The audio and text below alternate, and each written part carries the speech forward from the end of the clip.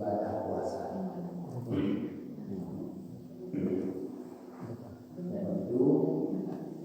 Itu hari sudah ada satu bab, yaitu syarat wajib puasa. Jadi seseorang dituntut kalau tidak mengerjakan puasa maka dia akan berdosa. Syaratnya ada 5, itu yang satu hari. Yang pertama Islam, kedua mukallaf, ketiga mampu mengerjakan puasa, yang keempat sehat, sehat rohani dan jasmani. Yang kelima mungkin orang yang sudah tetap di dalam agama. Islam lawannya kafir, mukallaf lawannya lain mukallaf. Mukallaf artinya sudah diberatkan hukum kepada orang tua. Lawannya belum diberatkan hukum kepada orang itu disebabkan karena kecil belum sampai umur. Yang ketiga mampu mengerjakan puasa. Jadi orang yang punya halangan yang mampu mengerjakan puasa betul-betul, ini tidak juga berdosa meninggalkan puasa. Keempat sehat, lawannya sakit. Yang kelima mungkin lawannya musafir. Jadi kalau lawan-lawan tadi datang, maka tidak puasa pun tidak berdosa. Seperti orang dalam perjalanan musafir dari sini pulang ke Medan, dari Medan datang kemari. Dalam perjalanan itu kalaupun tidak puasa, itu dibolehkan oleh agama, tidak kita berdosa. Walaupun nanti sesudah selesai bulan Ramadan nanti wajib pada juga itu sudah kemarin. Sekarang rukun puasa. Jadi setiap ibadah itu ada punya rukun. Ada punya rukun, artinya apa yang mesti ada dalam mengerjakan ibadah itu. Rukun puasa ada 3. Kalau sudah ada 3-nya baru sah puasa. Kalau belum ada 3-nya, salah satu daripada 3, kita belum puasa. Walaupun kita sudah menahan daripada makan dan minum dan segala yang membatalkan puasa, kita kerjakan, tapi tidak dihitung kita orang yang berpuasa karena citra salah satu daripada yang 3 perkara ini. Apa-apa yang 3 perkara itu, yang itu pertamanya kita wajib dan mesti berniat setiap hari hendak kita berpuasa. Jatuhkan niat itu waktu malam, lain dengan ibadah-ibadah yang lain. Kalau ibadah sembahyang, mesti kita jatuhkan niat dalam takbiratul ihram. Artinya masuk dulu dalam sembahyang, baru kita jatuhkan niat. Tapi kalau puasa ini enggak, didahulukan niat daripada daripada masuk dalam puasa. Kapan dahulukan? Waktu malam. Kapan malam? Mulai daripada waktu berbuka ataupun waktu maghrib sampai terbit fajar. Itu waktunya malam.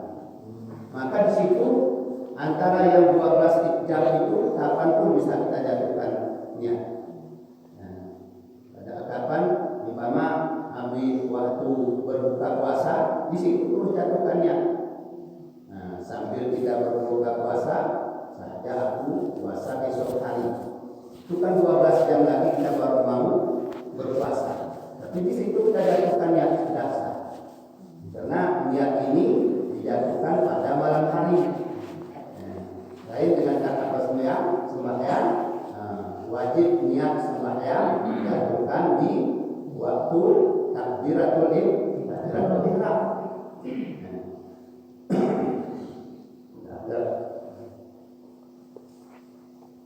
Yang kedua, meninggalkan perkara-perkara yang membatalkan puasa. kita tinggalkan, tidak kita buat, maka puasa itu sudah sah. Karena rukun-rukun puasa itu kalau sudah kita kerjakan sudah dinamakan kita orang berpuasa. Kalau nanti salah satu daripada yang membatalkan puasa kita buat, berarti kita tidak puasa. Itu aja ringkasnya aja. Jadi apa saja yang membatalkan puasa maka kita tinggalkan. Di sini ada dua. Pertama, membatalkan puasa itu sendiri. Yang kedua, membatalkan pahala daripada puasa itu. Ini puasa tidak batal, tapi pahalanya tidak ada. Apa contohnya? Seperti kalau yang membatalkan puasa itu apa contohnya? Makan, minum, memasukkan sesuatu ke dalam rongga yang terbuka, itu umpama. Itu berarti yang membatalkan puasa itu sendiri. Sebalik daripada itu, membatalkan pahalanya, tapi puasanya sah, tapi tidak ada pahala, tidak ada nilai pada sisi Allah. Apa itu? Seperti orang menyumpah, mencaci, mencela. Bahkan kalau orang sudah maksum ataupun tingkat wali, itu lebih lagi. Apa lebihnya? Dia tidak bisa memikirkan dunia sedikit pun.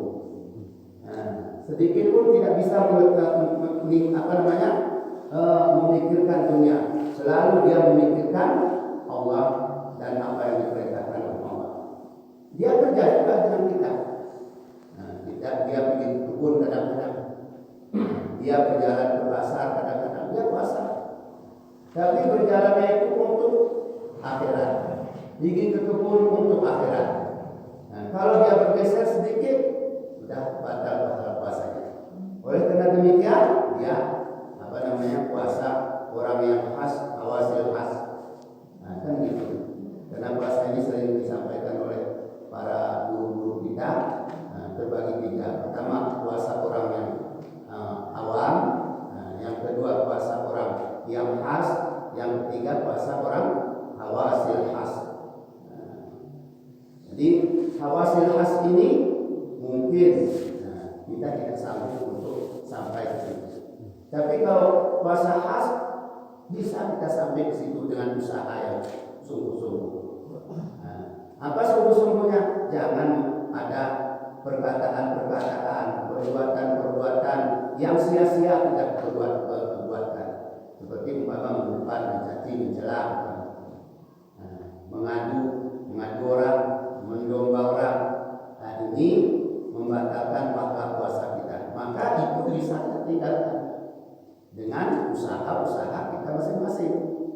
Kan gitu. Jadi kita sama-sama berpuasa, tapi tingkat puasa itu Allah yang menilai. Yang ketiga, rukun puasa itu yaitu orang yang mengerjakan puasa. Jadi kalau sudah ada pun yang dua itu, orangnya tidak ada, dan tidak mungkin. Ini memang rukun ini rukun itu satu perbuatan, satu usaha, satu perbuatan lah yang kita kerjakan di dalam ibadah itu sendiri, yang terjadi dalam ibadah itu sendiri. Sedangkan syarat suatu perbuatan, suatu usaha yang kita kerjakan sebelum masuk ke dalam ibadah dan berkekalan perkara tersebut sampai ke dalam ibadah. Itu syarat. Itu bedanya syarat dengan rukun. Kedua-dua itu mesti. Seumpama kita sembahyang, syaratnya apa? Salah satu daripada syarat sembahyang itu apa? Yaitu kita berwudu. Itu syarat sah sembahyang. Kita berwudu. Kapan kita kerjakan? Sebelum sembahyang. Wudu ini berkekalan sampai selesai sembahyang. Kalau wudu itu batal umpama di tengah-tengah sembahyang, maka sembahyang pun batal. Dan gitu juga. Ini maknanya Kalau syarat itu suatu pekerjaan yang kita kerjakan sebelum masuk ke dalam ibadah tersebut, maka itu kita kerjakan dan syarat itu berkekalan sampai selesai ibadah tersebut. Itu mana syarat. Rukun itu tadi, itu suatu pekerjaan yang dikerjakan dalam ibadah itu sendiri dari awal sampai akhir.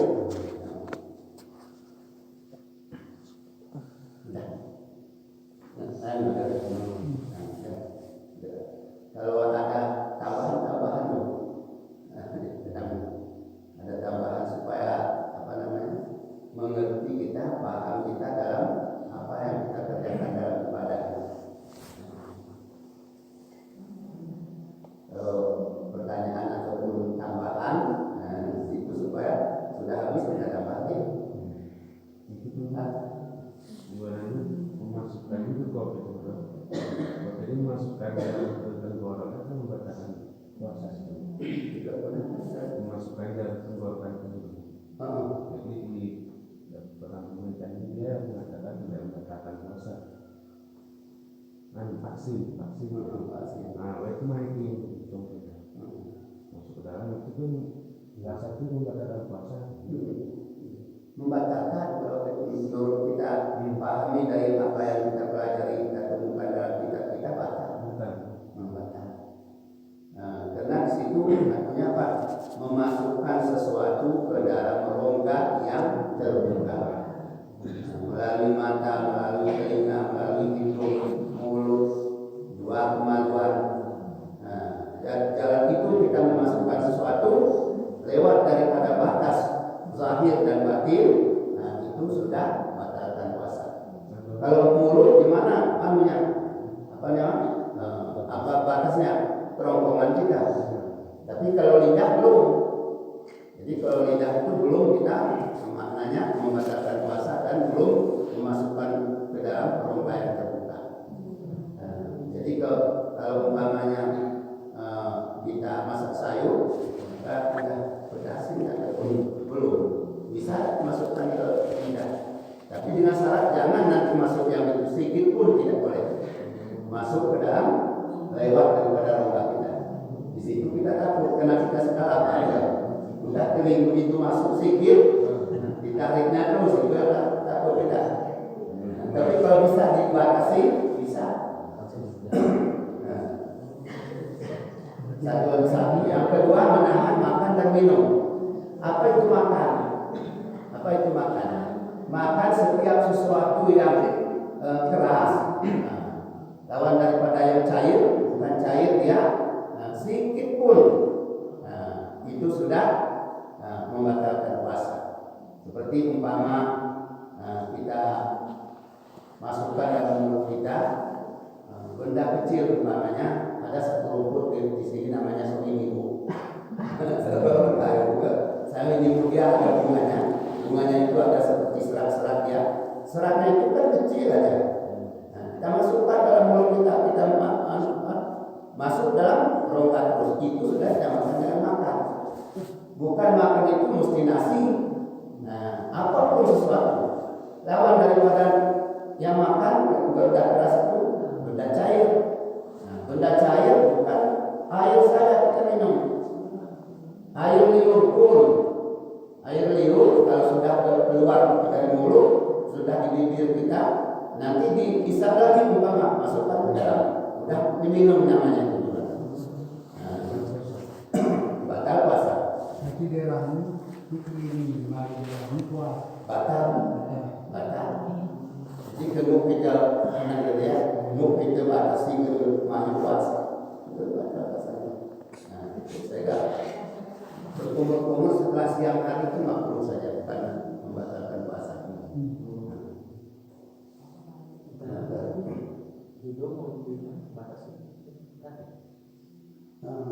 Telinga. Batasi anu juga hitung ni. Punya agak meselwik ni batasi. Nanti ke telinga, memang nampak Singgung kita nanti ada zahir. Kemudian kemudian kita jolokkan luas, banyak batin. Anak telinga juga. Apa? Ini dari kuning. Korek ke dalam nggak bisa. Kalau di sini kita putar-putar kan nggak mau ambil supaya. Ya, itu masih zahir namanya. Tidak juga. Berarti rukun puasa itu dah paham enggak? Mudah-mudahan puasa kita sempurnakan dan diterima. Kemudian syarat sah puasa. Jadi ini syarat sah. Syarat sah ini seperti saya bilang tadi, ini kita usahakan sebelum berpuasa kita sudah siap-siap. Tuan kalau ini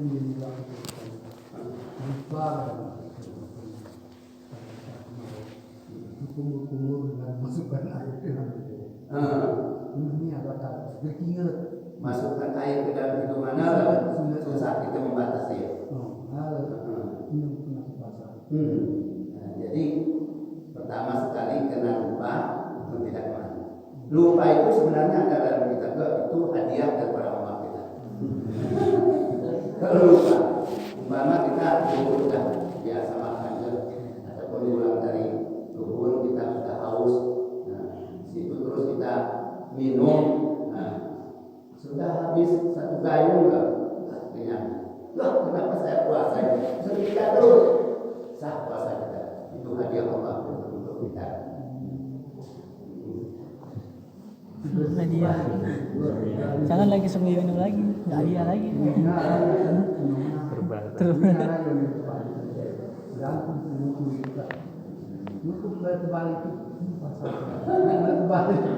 Bahkan kita kadang ngapain buat batal puasa, tidak batal puasa. Memang betul-betul lupa. Lupa atau tidak lupa laporannya kepada Allah. Jadi juga orang lain tak bisa kita bilang saya lupa. Itu kira-kira dalam hati kita. Kemudian syarat sah puasa. Supaya puasa itu dihitung sah, maka syaratnya ada. Yaitu syarat-syarat sahnya puasa ada 4. Yang pertama Islam. Jadi kalau orang kafir, kalau orang murtad, kalau orang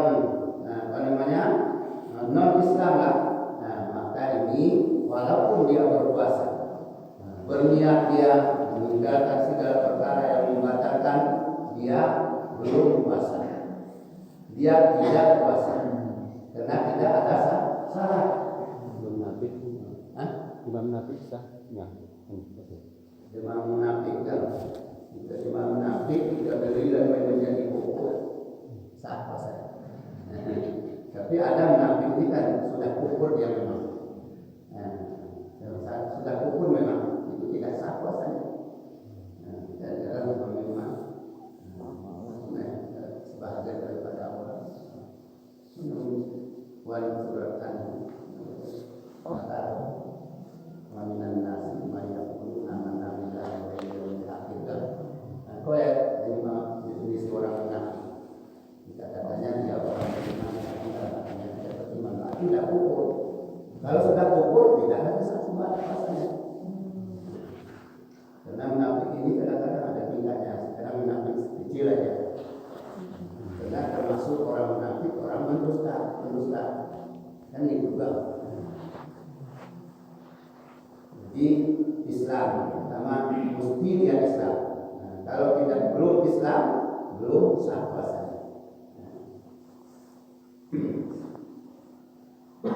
Yang kedua berakal. Tapi kalau tidak berakal tidak sah puasa. Begitu. Pertama tidak berakal karena dia masih kecil, belum ada akalnya, tidak bisa membedakan baik dengan buruknya. Yang kedua orang mabuk hitam, orang bilang sudah hilang akalnya. Maka dia batal puasanya. Karena sudah syaratnya sudah tidak ada. Umpama dari pagi dan dia zuhur bila dia, ataupun bidang dia bilang nggak ada ingat batal puasanya.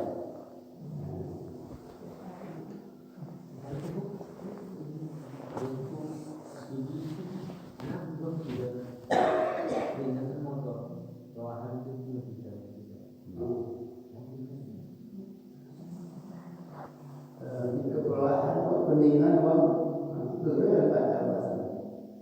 Tapi karena peluang saya, ini pertanyaan itu kalau kita dalam mobil kita memang sering, kemudian kita minta, kalau muntahnya tidak membatalkan puasa terkecuali muntah dengan disengaja. Kalau muntah yang tidak disengaja, artinya tidak disengaja, muntah itu yang memaksa kita untuk keluarkan sesuatu, itu tidak batal puasa. Jadi kalau memang kita bisa tahan, tidak muntah, tapi kita muntahkan, itu batal puasa. Itu bedanya kalau muntah. Sudah. Kedua, ini berakal. Ketiga, bersih, suci. Bersih maknanya dalam kurung suci. Karena perbedaan bersih dengan suci kan beda kan. Kalau bersih itu seperti halaman rumah, tidak ada lagi sampah-sampah di sana, sudah bersih. Itu pun bisa bersih juga namanya. Tapi kalau suci, ini suci ada tingkatannya, ada 6 itu gitu. Suci daripada hadas, suci daripada najis, suci daripada hid dan nifas, suci daripada yang tiap-tiap yang macam-macam kan gitu. Sampai 6. Jadi sedangkan di sini suci dari cuma terbatas di sini. Sucinya dari mana? Daripada hid dan nifas. Jadi bagi kaum wanita apabila datang kedua perkara ini, dia tidak boleh berpuasa. Dan kalau dia puasa pun, kapan datang halangan itu, terus langsung batal puasanya. Maka kalau sudah batal, wajib diqada sesudah habis Ramadan nanti. Kalau sembahyang tidak diqada, tapi kalau puasa wajib diqada, disebabkan karena nifas sudah ada.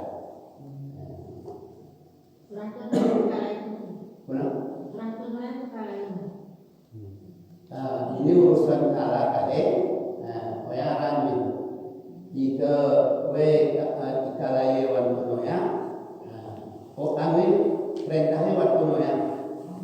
Cuma jika melampaui tahun kade, ini arah ke bagian hukum ini. Ada sebagian berakhir berfidyah. Apabila berfidyah maka digadap fidyahnya. Umpama orang yang berkesusahan, takut kena anaknya nanti sakit, maka dia berbuka puasa. Maka puasa ini dipada dan bayar fidyah. Jadi sampai melewati tahun belum dia bayar, belum dia padai, maka fidyahnya bertambah 1 kali lipat.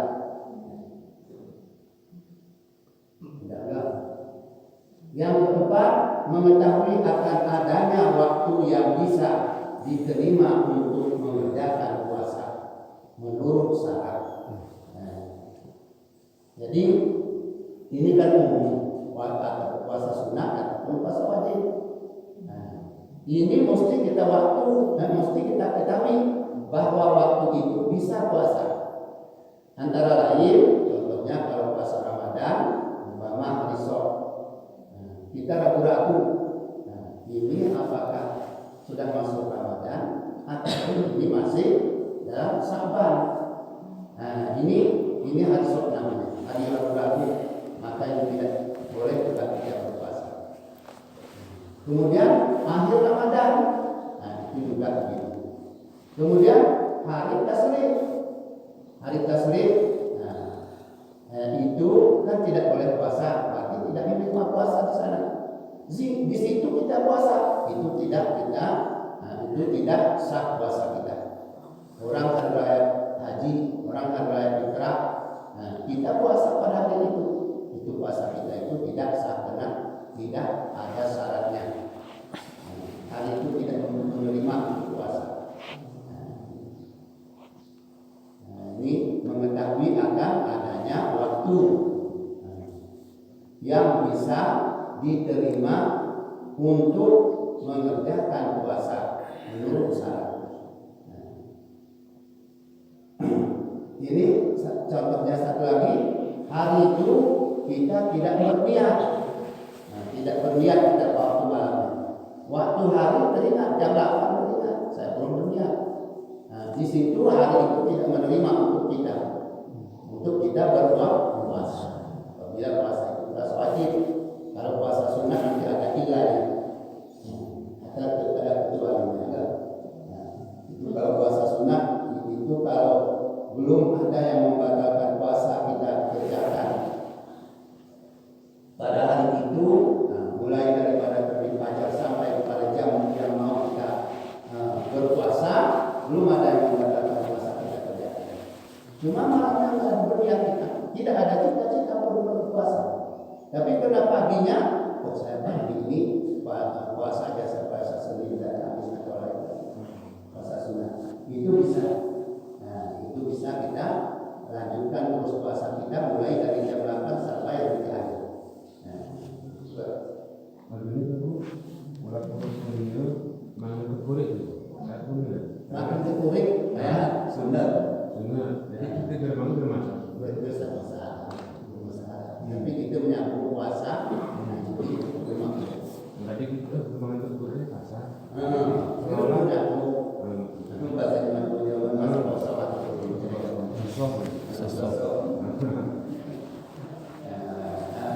Ini pertanyaannya, kalau kita tidak makan sahur, apa sah puasa kita?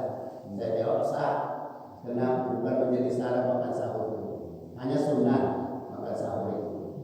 Dan sunnah kita akhirkan makan sahur kan? Apa? Syarat aja makan sahur. Iya. Sunnah itu. Iya, ada pernah ya tuh orang ingin dia dengan dia seger mari kita pertama puasa itu orang nyetek dengan itu sama sandi dengan badan kulit. Saya puasa benar-benar sekaliannya. Tapi ini ketika dia apa? Usaha rumah aku ini masalah niat umum. Masalah niat umum ini ada khilaf ulama. Tapi kebanyakan ulama tidak sah. Tapi ada sebagian ulama mengatakan itu boleh, itu khilaf. Ada perselisihan ulama. Jadi kalau kita mau jatuhkan pada hari yang pertama itu hari, boleh kita beramal dengan apa yang dianukan dengan oleh ulama. Jadi kalau terjadi khilaf dalam kitab itu dalam masalah, maka kita ikhtiarnya lebih baik jangan ke situ. Artinya dia walaupun sudah berniat kita pada awal bulan Ramadan hari, saja aku puasa esok hari daripada menggunakan perbu bulan Ramadan tiap-tiapnya. Kan gitu, tiap-tiapnya bulan Ramadan. Maka ini kita pandang belum nggak ada niat kita itu. Baru tiap malam kita mesti berniat lagi. Tapi ada waktu-waktu yang lupa kita untuk niat. Itulah yang membantu menurut ulama yang mengatakan boleh. Jadi itu boleh-boleh saja. Tapi baiknya jangan ke situ berpegang. Kenapa macam mana maksudnya jangan ke situ berpegang? Jadi kita terus itu yang kita harapkan. Malam-malam selanjutnya kita berniat lagi itu jangan. Seandainya lupa betul-betul lupa, menurut ulama yang mengatakan bisa, itu yang dia bantu. Alat ini termasuk bisa ada soal.